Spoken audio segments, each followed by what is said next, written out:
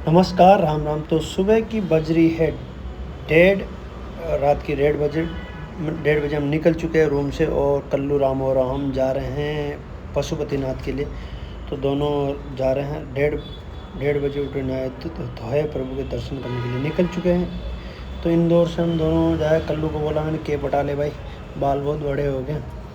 तो उसके बाद धीरे धीरे फिर अपन आगे जाके फिर बहुत सारी चीज़ें शेयर करेंगे। तो एक जा फिर वहाँ पे हमारा चौराहे पे जाके थोड़ा सा और एक छोटा क्लिप लिया और कल्लू को बताया क्या है क्या नहीं। तो कल्लू फिर मजाक कर रहा है, अरे यार जग सुबह सुबह भी। तो मैं बोला यार भाई वीडियो बनाने के लिए जा रहे हैं। तो पशुपतिनाथ जी का आदेश आया प्रभु का। तो हमने अभी फिर यहाँ से रेपिडो किया है, रेपिडो रेलवे स्टेशन के लिए।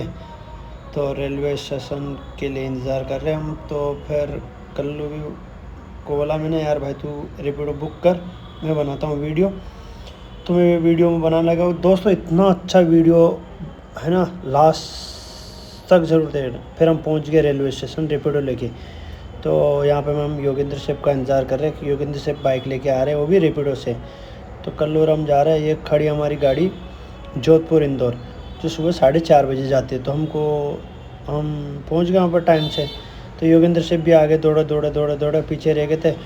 तो योगेंद्र सेठ भी बहुत खुश है। योगेंद्र सेठ और महाकाल भी जाके आया अभी रिसेंटली।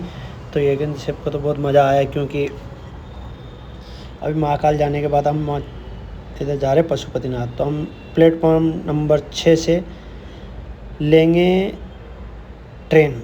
तो मैंने कल्लू को पहले ही बोल दिया भाई तू जाके टिकट ले ले, क्या बहुत सारी भीड़ लगी है, हम क्या है जनरल में बैठेंगे। तो जनरल के लिए कल्लू ने टिकट ले ली। तो हम चढ़ गए ऊपर, सीढ़ियों पर चढ़ रहे धीरे धीरे, क्योंकि ऊपर चढ़ के फिर टिकट लेके फिर नीचे उतरना पड़ता है। तो बहुत अच्छा मतलब बनाया। ये देखो सुबह सुबह का टाइम है, कल्लू ले रहा टिकट। कल्लू को फिर समझाना पड़ रहा है भाई क्या है क्या नहीं। तो एडल्ट भी ले, चाइल्ड भी कर दिया। तो चाइल्ड हमारे साथ थे नहीं, हम एडल्ट ही थे। तो ऑनलाइन मशीन से हमने सर्च किया है, तो ले रहे हैं हम धीरे धीरे। मैं देख रहा था भाई कल्लू क्या करेगा, क्या क्या डिजाइन है। तो चलो कल्लू ने ले लिया है। तो टिकट 255 रुपये का है इंदौर से मंदसौर के लिए। तो हम निकल चुके हैं अपने पड़ाव के लिए। तो कल्लू को बोला भाई फटाफट जा तू सीट रोका ले, क्योंकि लोग पहले से ही रात की 1-1 बजे से आके सो गए थे वहाँ पर ट्रेन में। तो कल्लू फटाफट गया जाके सीट रोकाने के लिए और योगेंद्र से आए। फिर हमने सीट वेट रोकाई, गाड़ी वाड़ी करी। उसके बाद फिर हमने फिर छोटा सा क्लिप लिया, क्योंकि तीनों साथ में आने थे। तो ये वीडियो बनाया। तो फिर हमारी ट्रेन चल दी है, देखो तक तक तक तक तक तक तक तक करती करती। तो हम निकल चुके अपने पड़ाव के लिए और ट्रेन जा रही है सुपर फास्ट। तो बहुत मज़ा आ रहा था यार। फिर उसके बाद फिर आगे जा ट्रेन में बैठे मस्ती गप्पे। हर स्टेशन से एक कहानी, हर एक सफ़र एक याद है। तो हमारे एक स्टेशन की कहानी बन जाती है और हर एक सफ़र की याद बन जाती है। तो ट्रेन भी जा रही थी धका धक जोधपुर इंदौर ट्रेन है, बहुत सुपर फास्ट है। फिर उसके बाद हमने एक कहीं रुक के चाय वाय पिया और बताया कि भाई क्या है क्या नहीं जानकारी के बारे में, भाई वो ट्रेन कहाँ जाती है, क्या ट्रेन कहाँ जाती है। तो उसके बाद में हम वेट कर ही रहते कि कब तक ट्रेन पर रुकी रहती है ना। तो चलो आगे का और आपको ब्लॉग बताते हैं, कहाँ पहुँचे कहाँ नहीं पहुँचे। तो मैं बता रहा था भाई एक इंदौर जोधपुर इधर होके जाती है चित्तौड़ होके, और एक इंदौर जोधपुर कोटा होके जाती है। तो दोनों ट्रेन एक 5 नंबर पर खड़ी रहती है, एक 6 नंबर पर खड़ी रहती है। तो हमको बैठना था 5 नंबर वाले में, हम 5 नंबर वाले में बैठ गए और हमारा प्रस्थान के लिए हो गया। तो फिर इतने में एक भाई और मिल गया था मेरे को, शिवराज भाई बोल रहा था। मैं जानता नहीं था, पर मैं फिर जब उसने बताया कि मैं ये वो कल्याणपुरा से था, हमारे गांव के उनके रिलेटिव था। तो फिर मैंने भाई से बोला क्या हाल चाल है। तो भाई ने मिले, बात करी और बताया कि शिवराज भाई यार मैं आपको जानता हूँ, नानू को जानता हूँ, वो भाई पीछे खड़ा है। तो मैं वीडियो बना रहा था, तो उस भाई निकल गया। फिर वापस आया, वो देख रहा है मैं वीडियो बना रहा था। बोला शिवराज, फिर आया तो शिवराज भाई, फिर उन्होंने बात करी क्या है क्या नहीं, तो भाई से जानकारी ली। फिर मेरे को पहचान में आया, हाँ यार भाई हम आपको पहचानते हैं। और तुम्हें तो आपका तो भाई ट्रेन में ही लगा हुआ बिजी, बताने में क्या है कि फिर एक ट्रेन फिर आगे का जंक्शन बता देता हूँ, क्योंकि मेरे को बहुत मज़ा आ रहा था एक्सप्लोर करने में। तो मैं एक्सप्लोर करते जा रहा हूँ और ट्रेन के मज़े भी लेते जा रहा हूँ, क्योंकि ज़िंदगी में क्या होता है, एक्सप्लोर भी ज़रूरी है। तो मैं एक्सप्लोर धीरे सारी चीज़ें विस्तार से कर रहा था, और बहुत साफ़ सुथरा ट्रेन स्टेशन और सारी चीज़ें हैं, क्या ज़बरदस्त देख रहे हो आप। फिर मैं कहीं एक जगह उतरा और सबको बताया कि क्या है देखो भाई। तो हम उतर गए उसमें मंदसौर जंक्शन पे, इंदौर से निकल के मंदसौर उतर गए। तो ये ट्रेन चल जाएगी जोधपुर इंदौर चल दी। सब भाइयों का ले लेते, मैं चलो यार चलती ट्रेन का भी एक ब्लॉग हो ही जाए, बहुत शानदार ब्लॉग रहेगा। तो कर लो मोबाइल में मस्त, और गाड़ी भी बहुत जबरदस्त है यार, और बहुत मज़ा आया। फिर आगे का ब्लॉग हम चल ही रहे ट्रेन का लेते मैं चलो थोड़ा क्लिप लेते निकल चुके, और ट्रेन भी एकदम सुपर फास्ट धीरे धीरे अपनी रफ्तार बनाती जा रही थी।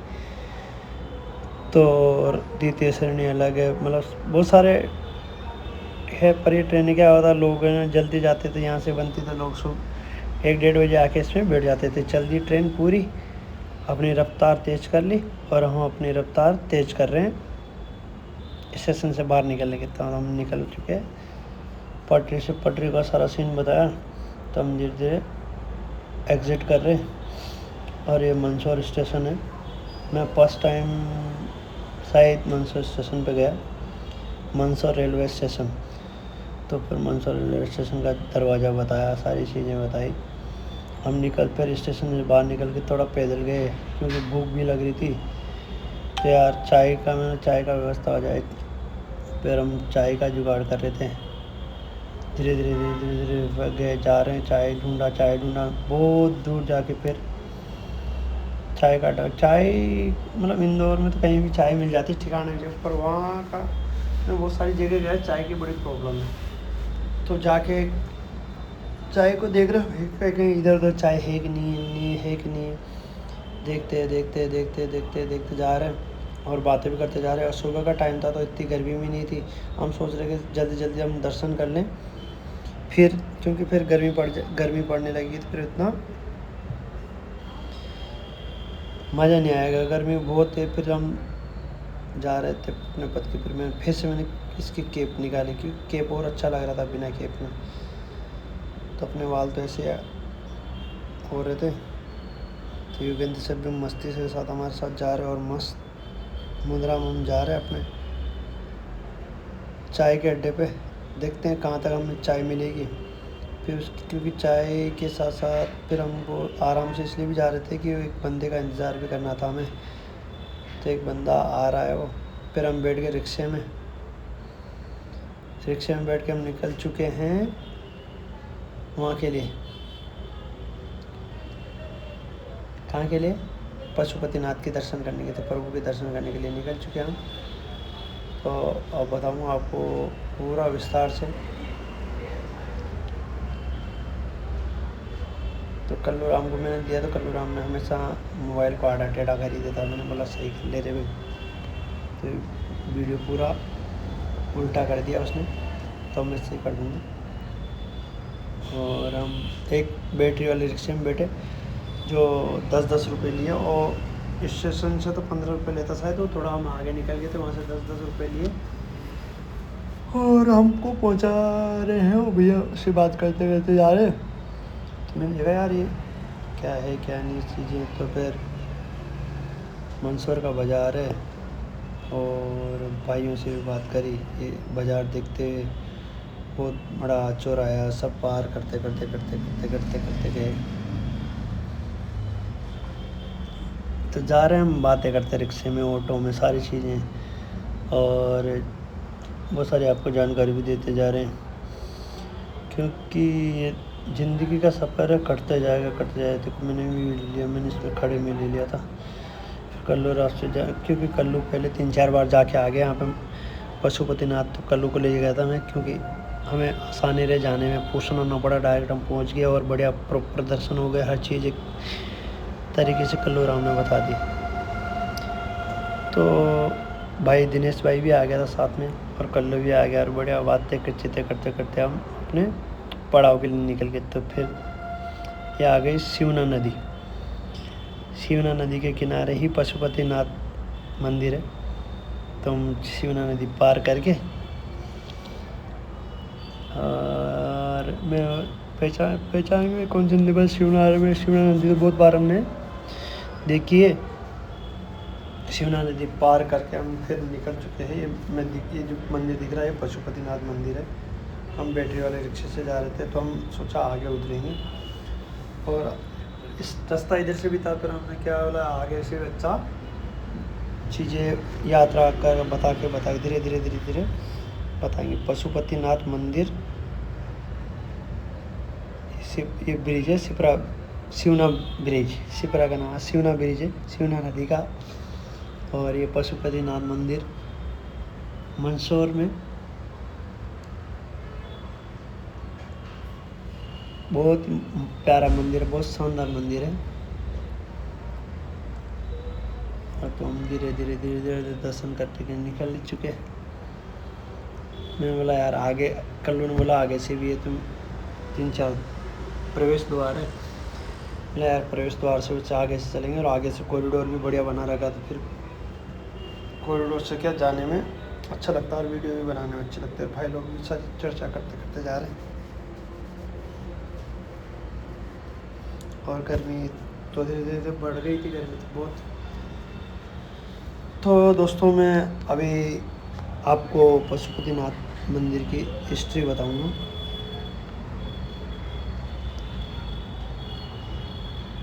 पशुपतिनाथ मंदिर मध्य प्रदेश के युग चित्रकारी है। सती का जन्म, सती और शिव विवाह, दक्ष यज्ञ और सती अपमान, सारी चीज़ें लिखी। तो मध्य प्रदेश के मंदसौर में स्थित भगवान पशुपति मंदिर भारत का एक ऐसा मंदिर है जहां भगवान शिव की अत्यंत दुर्लभ और अलौकिक अष्टमुखी 8 चेहरे वाली प्रतिमा स्थापित है। नेपाल के काठमांडू में स्थित पशुपति मंदिर के बाद इसे दुनिया का दूसरा सबसे महत्वपूर्ण पशुपतिनाथ मंदिर माना जाता है।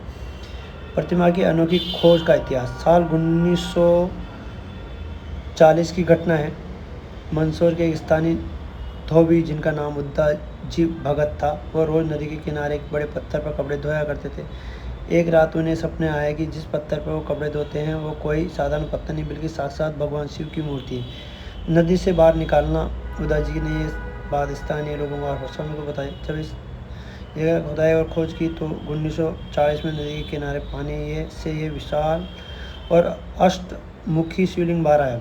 स्थापना और मंदिर निर्माण मूर्ति निकालने के बाद इसे नदी के तट पर रखा गया। लगभग 21 वर्ष के बाद 23 नवंबर 1921 को इस भव्य प्रतिमा की प्राण प्रतिष्ठा की गई और बाद में एक खूबसूरत मंदिर का निर्माण हुआ। 4 नहीं 8 मुख। इस शिवलिंग की ऊंचाई लगभग 7.5 फीट है। इसका वजन करीब 46 क्विंटल है, 4,600 किलोग्राम है। इसमें 2 स्तरों और 2 टायर पर 8 मुख बने हुए हैं। 4 मुख ऊपर की तरफ और 4 मुख नीचे की तरफ है। बाल अवस्था, मासूम भोलापन, युवावस्था, तेज ऊर्जा, प्रौढ़ावस्था, गर्मिता, ध्यान, अवस्था सब मतलब है। प्रतिमा के अलग अलग चेहरों के भाव को यदि आप ध्यान से देखेंगे तो आपको क्रोध, शांति, ध्यान और श्रृंगार का अनोखा संगम दिखाई देगा। इतिहासकारों के अनुसार यह प्रतिमा गुप्त काल या उत्तर गुप्त काल की समय को समर्थ हो सकती, जो सदियों पहले किसी बाहरी आक्रमण के डर से नदी में सुरक्षित छुपा दी गई थी।